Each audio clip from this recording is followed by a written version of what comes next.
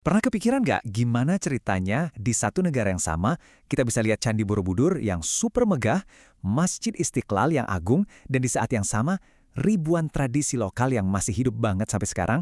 Nah, hari ini kita bakal bongkar bareng-bareng lapisan-lapisan sejarah yang bikin wajah spiritual Indonesia itu luar biasa unik. Udah siap? Yuk, kita mulai! Oke, kalau kita lihat sekilas, angka ini kan jelas banget nunjukin kalau Indonesia adalah negara dengan populasi muslim terbesar di dunia. Tapi coba deh kita lihat lebih dekat. Ada lebih dari 30 juta umat Kristen, jutaan umat Hindu dan Buddha, dan itu bahkan belum termasuk ratusan kepercayaan lokal yang masih lestari. Jadi ini bukan sekedar data statistik loh, ini tuh potret sebuah bangsa yang emang dibangun di atas keberagaman. Pertanyaannya, gimana semua ini bisa terjadi? Nah, ini dia pertanyaan besarnya yang akan coba kita jawab bareng-bareng.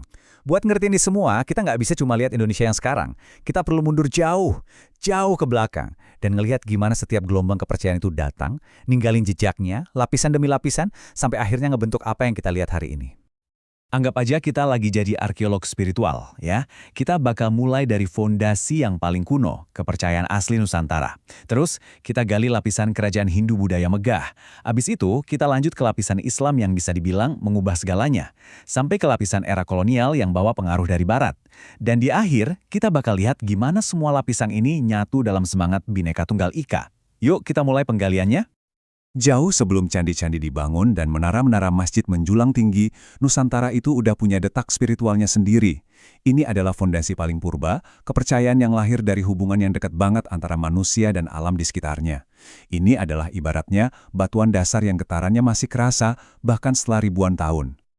Inti dari kepercayaan paling awal ini adalah konsep hyang, semacam kekuatan spiritual atau roh gaib yang dipercaya ada di mana-mana.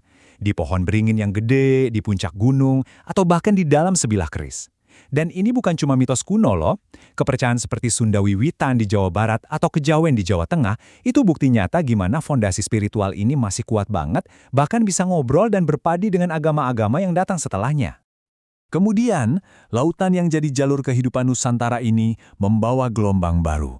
Bareng para pedagang yang bawa sutra dan rempah-rempah, datang juga ide-ide baru dari India. Nah, inilah awal dari era kerajaan-kerajaan besar yang bakal membangun peradaban super mega berdasarkan Hindu dan Buddha. Coba bayangin deh, selama lebih dari 1.200 tahun, itu 2 kali lebih lama dari jarak waktu antara jatuhnya Majapahit sampai hari ini, peradaban Hindu-Buddha ini ngebentuk kepulauan kita. Dimulai dari kerajaan kecil kayak Kutai, terus berkembang jadi raksasa maritim Sriwijaya yang nguasain perdagangan, sampai puncaknya di Kekaisaran Majapahit yang berhasil nyatuin Nusantara. Ini bukan sekedar ganti kekuasaan, ini adalah era yang menanamkan DNA budaya yang dalam banget. Dan jejaknya, wah nggak hilang sama sekali. Lihat aja pertunjukan wayang kulit. Cerita Ramayana dan Mahabharata yang didongengin semalam suntuk, itu bukti paling nyata betapa kuatnya warisan dari era ini. Ini bukan sekedar tontonan seni, ini adalah gema dari masa lalu yang terus hidup dan menyatu dalam jiwa budaya Indonesia sampai detik ini. Oke, sekarang kita tiba di lapisan berikutnya. Sebuah gelombang perubahan yang benar-benar bakal mentransformasi Nusantara secara fundamental. Beda dari banyak tempat lain, gelombang ini nggak datang dengan pedang, tapi datang bareng angin yang ngedorong kapal-kapal pedagang dan kebijaksanaan para sufi. Inilah awal penyebaran Islam. Penting banget buat kita ingat ya, ini tuh bukan invasi. Ini proses yang gradual banget, yang butuh waktu berabad-abad. Dimulai dari para pedagang yang singgah di pelabuhan-pelabuhan pesisir, kayak di Aceh yang jadi gerbang utamanya. Dari situ, ajaran Islam meresap pelan-pelan lewat perdagangan, pernikahan, sama dakwah para ulama. Titik baliknya itu pas kerajaan-kerajaan kuat kayak Demak dan Mataram memeluk Islam, jadi kesultanan, dan itu yang mempercepat penyebarannya ke seluruh Nusantara. Lapisan besar yang terakhir datang dari arah yang beda lagi. Didorong sama pencarian rempah-rempah yang harganya selangit, kapal-kapal dari Eropa akhirnya sampai ke kepulauan ini. Tapi, mereka nggak cuma bawa meriam dan niat buat dagang, mereka juga bawa salib. Inilah awal dari era kolonial dan masuknya agama Kristen. Ada 2 gelombang utama di sini. Pertama, Katolik yang dibawa oleh Portugis, terutama di wilayah timur kayak Flores dan Maluku, tempat mereka berburu cengkeh dan pala. Terus, pas Belanda ngambil alih, mereka nyebarin aliran Protestan, khususnya di daerah kayak Sumatera Utara, Sulawesi Utara, dan Papua. Nah, inilah kenapa sampai hari ini kita lihat komunitas Kristen yang kuat terkonsentrasi di wilayah-wilayah itu, nambahin warna yang khas banget di mozaik spiritual Indonesia.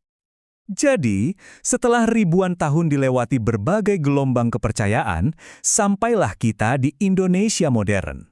Sebuah negara dengan begitu banyak lapisan sejarah.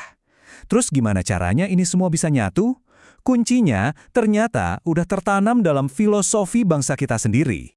Bhinneka Tunggal Ika, berbeda-beda tetapi tetap satu jua. Kerennya lagi, semboyan yang jadi perekat bangsa modern ini tuh diambil dari naskah kuno, dari zaman Majapahit, dari era Hindu-Buddha. Ini bukti paling nyata gimana satu lapisan sejarah justru jadi fondasi buat lapisan berikutnya. Ini bukan sekedar slogan, ini adalah DNA sejarah Indonesia itu sendiri. Dan ini dia poin paling pentingnya. Lapisan-lapisan ini tuh nggak cuma numpuk diam-diam. Mereka saling bergesekan, saling merasap, dan akhirnya nyampur. Kepercayaan animisme berpadu dengan ritual Hindu. Ajaran Islam berdialog dengan tradisi lokal, dan akhirnya menciptakan budaya sinkretis yang luar biasa unik. Kita bisa lihat ini di arsitektur, di upacara adat, bahkan dalam cara kita ngobrol sehari-hari. Inilah hasil dari ribuan tahun interaksi. Jadi pertanyaan besarnya sekarang adalah buat masa depan. Dengan warisan pluralisme yang begitu dalam, gimana caranya Indonesia akan terus merawat taman spiritual yang unik ini di tengah tantangan zaman modern? Sejarah udah ngebuktiin kemampuan bangsa ini buat menyatukan perbedaan. Sekarang, masa depanlah yang akan menguji pelajaran itu. Terima kasih sudah menyimak.